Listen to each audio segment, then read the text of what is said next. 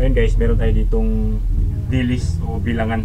5 kilo to guys, nabili lang namin ng 100. So 20 isang kilo. Gagawin natin dito is pag-uungin. Sarap to sa pag-uung. Hugasan muna natin.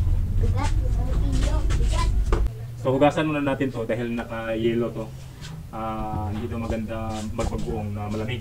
Kaya hugasan muna natin at patayo ka pa lamigin. Tanggalin natin yung lamig ng yelo. Right?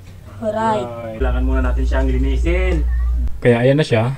Binad muna natin sa init para matanggal yung lamig. Meron na rin tayo ditong pag-uong na dilis. Grabe ang sarap nito. Ilang buwan na to dito. Natunaw na yung laman, no? Pag-uong ay kalamansi lang yung katapat nito. At meron pa dito. Dalawa yan, men. Dadagdagan natin to para marami tayong pag-uong. Ha! Grabe ang bango niyan.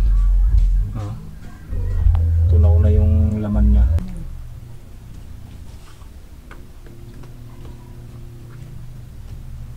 Ilalagyan na natin to ng 1.5 kilo ng asin dahil 5 kilo to.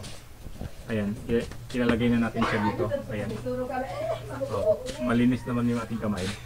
Yeah, kakamay na lang natin yan. Idiretso dito. Right.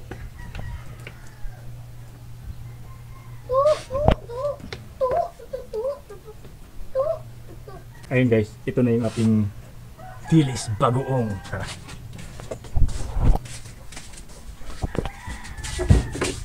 Idadagdag na natin to sa ating bagoong koleksyon.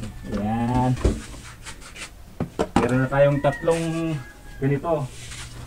So, di ba? Alright!